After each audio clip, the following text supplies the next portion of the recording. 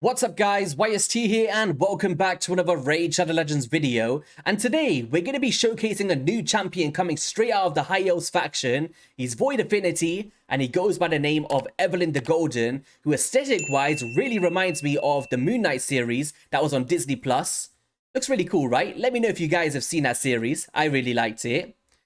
But when he first came in the game, of course, first thing that stood out was he looks really cool. But then I led into his kit, right? And he kind of reminded me of Genbo in so many ways. And that basically comes down to an increased crit damage buff, which also has an increased accuracy on his A3, and then grants an extra turn. Very similar to Genbo, but without the increased critical rates. But he's got increased accuracy instead. You lead into this paralyzing stakes, which attacks all enemies 2 times, not once. The first hit has a 100% chance of placing a block active skills, which is unique for an epic champion, which I'll break down in a second. And then the second has a chance of placing the True Fear when block active skills is not placed. Now, it's very weird the way that this is written because if you've got a 100% chance to place a debuff, being the Void Affinity, granted you've got the accuracy thresholds, you're hardly ever going to see this True Fear proc. And I'm not sure if it was intended to be working this way.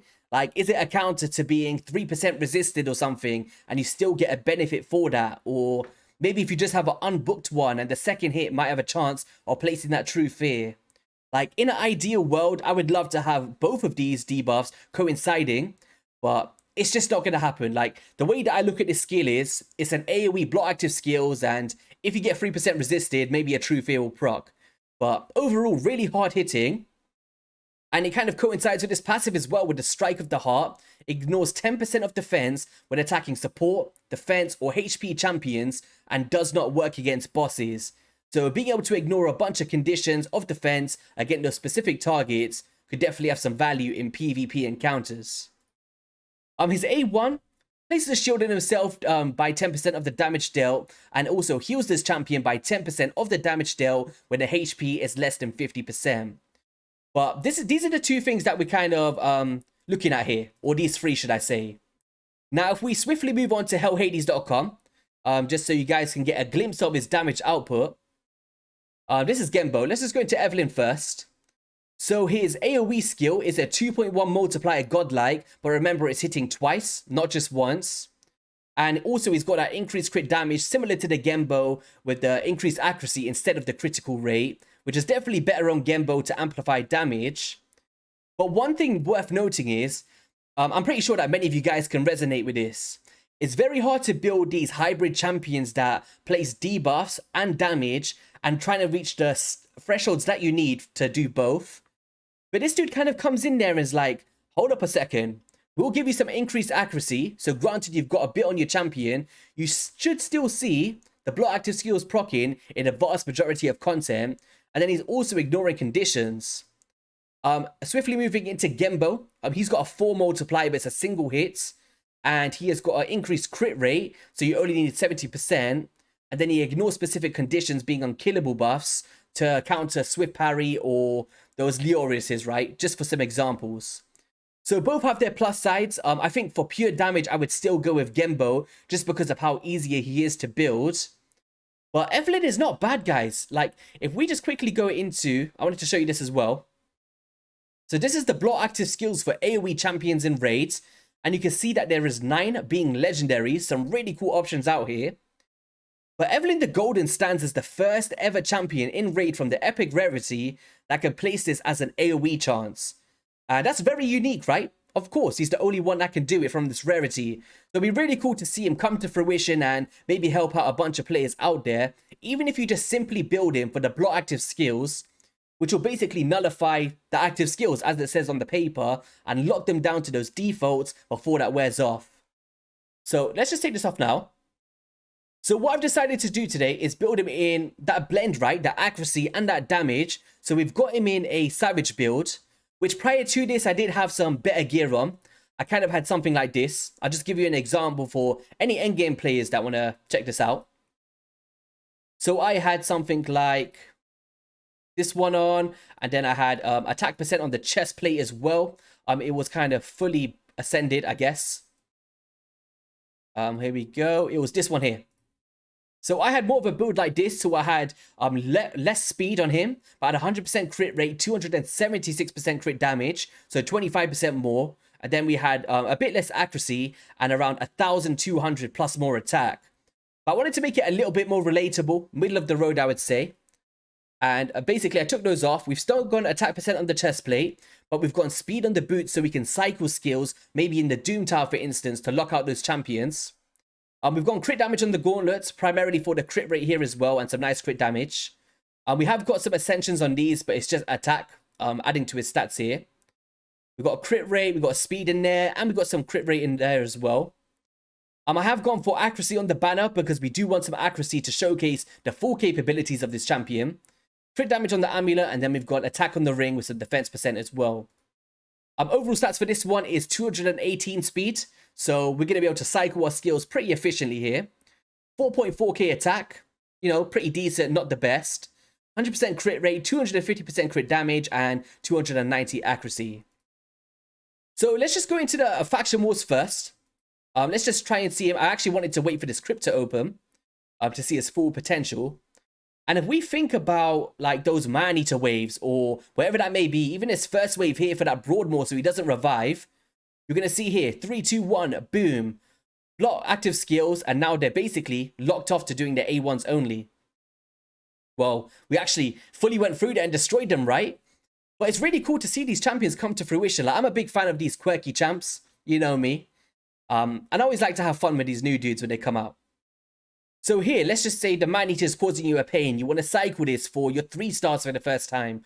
Someone like Ethelin could really open an opportunity for you, right? Even if he's unbooked with the right accuracy thresholds. So boom. Block active skills. Just so you guys can get a glimpse. I'm just going to do A1s for now. See that? Locked off to only the A1. We got block active skills in us now. God damn it. Let's just kill, There you go. 30,000. Lock off to the A1 skills only. Gonna carry this round now. You want to make sure that you're cycling on time though, like to get yourself in a cycle of always keeping them under control in a sense. Maybe paired with a stun champion or a provoke champion can really help that out as well. So here we go. We come through some damage, lock them off. We got frozen unfortunately, which is fine, I guess. So max HP nukes, kill off the minions on the side. Oh, we got the truth is. We got some leech up as well. That's not nice. We got true feared. Twice in a row. They're like, we don't want to see no showcases of Ethelin. Nice. We got frozen again. Absolutely bad RNG here, right? We want to see some damage from Ethelin. Come on. Poisons. A1's decreasing turn meter. That's just from Mastery procs. But we've got a bit of a shield there. A bit of protection, right? There we go. Off the damage dealt. It's not like a significant shield, but, you know, it can help you out if you're just trying to survive. Max HPs. And let's just see what his overall outcome was. I will switch up his gear a little bit for the damage segment. I just wanted to showcase that build first. There we go. And boom, some poisons going out. And the final hit should be coming through.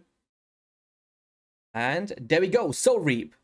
So 2 minutes 22 seconds, we got ourselves a 6-star glyph. But in terms of damage output, he put in a relatively good roll for the waves themselves, right? So let's just lead into actually secret rooms. This is something I wanted to do before we go into the damage test and switch stuff around. So we're going to, I think it's number 7, right? Where you can use Ethelin. There we go. So I've already tried this. I tried it with a more optimal build before for damage. There we go. We're going to lock them off. And look at this. We're going to have full control for these waves, and he's going to be phenomenal. If you think about this for a Doom Tower scenario, paired with some other support champions or whatever that may be, you can see that you can really come in and put in the work for your team, right? So here we go. Hopefully we can cycle this again, get some stuns out. We might die, potentially. We have got Ethos about to take a turn. Oof. Poisons. We need a revive, Arbiter. Bring us back to life like Call of the Arbiter. We need a revive right here, please. But this is like one of the downsides, right? I'm not going to like edit this out or anything. He could potentially die. He's pretty squishy if you build him in this way. So making sure that you've got some optimal support around him is where you're going to see the true value of Ethelin. So here we go. We're going to block active skills now, maybe. Oh, we never had it there. Just keep that 10 meter down. We can fill our own. Boom. Lock them out. We didn't have increased attack on though. But it's pairing very well with the stun set of our Deliana. We're getting that control and boom. So stage 7, secret room 7 of the hard Doom Tower really came through and put in the work for our composition. So let's just go into more of a damage one now because I do want to actually try this out for the first time. So let's just get that gear on like I showed prior. So we go boom, boom, primary stack attack percents, fitting rooms. We're going to get this on now. There we go. And that one was actually better in terms of accuracy stats as well. So for anybody that's trying to optimize accuracy stats for the Doom Tower, you might want to follow a similar build to that, right? So here we go. We've got more crit damage now. We've got less speed, which is fine. But we're going to be going for a damage test in the Dragon. So we go up against stage 20 with a team like this, of course. Go for a 2 times speed before we go in for the nuke. So boom. Here we go. It's coming in. So we've seen around 100 to 115,000 around the board. Pretty decent, right? Let's try that again with the A1 skill. Go for a 2 times, so we're not waiting the whole time. Drop defense and weaken. Here we go. We're going to go for A1 now. No. But that was close. We've got to increase crit damage, though. Let's just go for, I don't know, Hoarding. So 185,000 on that A1 skill. Okay. So let's just go into the stage 25 now. I do want to see how it kind of changes a little bit. Of course, higher stat champions and all of that.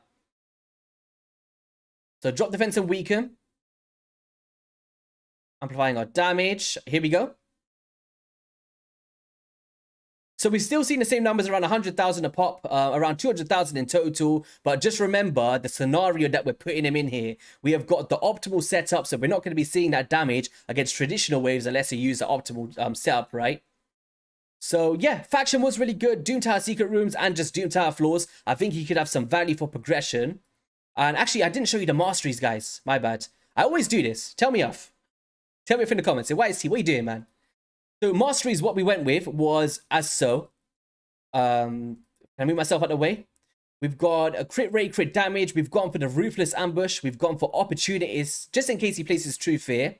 We've got a Cycle of Violence as well, heading down to Helm Smasher. And then the support tree primarily just for accuracy stats, but this isn't really going to help us out, right? Just to fill an extra slot, I guess. So yeah, that was his Masteries. My apologies. So let's go up against a team like this, first of like a traditional comp, and then we will lead into more of a way that I would be utilizing it personally. So sleep. All right. So we go increase crit damage, increase accuracy. Can we get the one shot here? Boom, nearly. We got the reaction proc on UDK, but I didn't see the numbers there. But he managed to one shot a relatively tanky team here. Here he comes again. Boom. So, actually, that was a pretty tanky team. Pretty tanky team. We had a Siffy and a Rotos and all of that good stuff. Let's just try and find something else. Oh, we got a Cardiel here. Or Cardinal. How do you say her name? I don't have like a crazy amount of speed on my Arbiter. It's only on my Yumiko now. So I'm not sure if I'm going to be able to outlap these. But this one could be pretty scary. Let's see if we could... Unless they're all in Stone Skin. Ah, Stone Skin. The bane of my existence. Can we strip some off? Oh, we did it on one. Oh, we managed to get on all of them. Nice. Let's go. 3, 2, 1. Nice. Okay. So we managed to come up against a team like this as well. Put in a phenomenal job. All right. I'm seeing some Mortimer Craps now. We're seeing some Mortimer Craps. Are we going to be able to outspeed that Mithrala Life Bane? Oh, it doesn't look like it. We're not going to get the sleep on either. Oh, no. We get block active skills on? Okay, we did. Nice. That is pretty nice.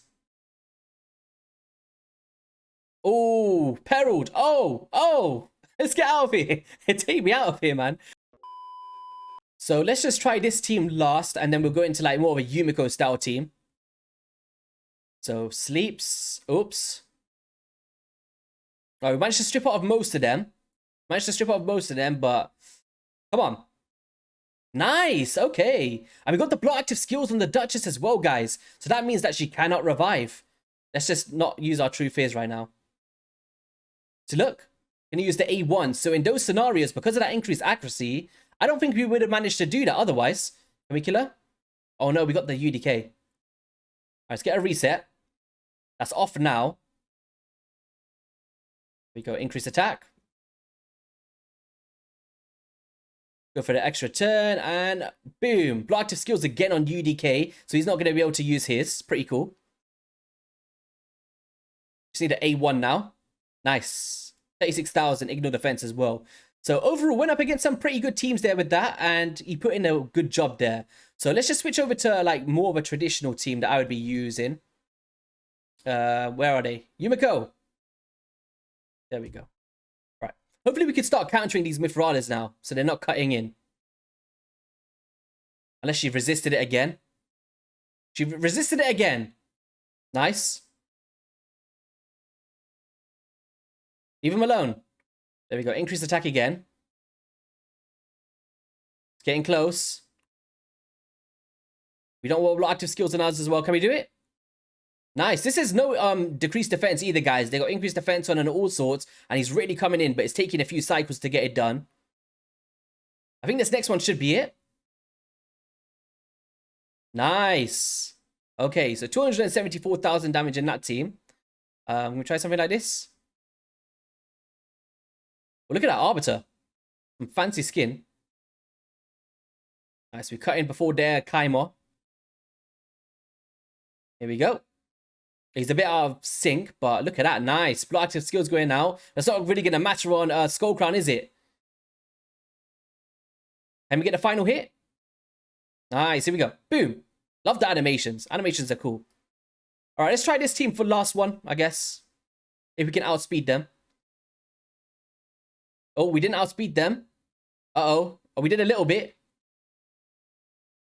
We need to get a revive on. Let's get a bit of control here. Reset it. He is protected now with the veil, though, so we should be good. Here we go. Reset them again, just in case. Here we go, Ethelin. It's your time to shine. Oh, no, but we got the block active skills, though. So even if she wanted to do her skills, she can't, right? She wouldn't be able to do it. She'd have to A1 us and try and place a leech. But yeah, guys, I guess that's going to be all for today's video. That's enough arena battles for today. If you guys did enjoy it, be sure to hit that like and subscribe button. Let me know your thoughts on Ethelin. Is this somebody you would consider for your account? Of course, if you've already got Gembos or Magnars and you've already got your epic nuker lined up that you love to use, like, is it worth investing in? I don't know. It all comes down to if you just want to have a bit of fun with a new champion or if you want to utilize block active skills somewhere. All of these things need to be considered. I would still personally maybe use Gembo personally in terms of damage. Just because he ignores those conditions, easier to build in terms of crit rate, so you can ramp up your crit damage. But if you are looking for a block active skill / nuker champion, Ethelin is unique in that sense. I can really hold some value for players in my opinion. Have an amazing rest of your day, guys, and I'll catch you guys on a video soon. Peace.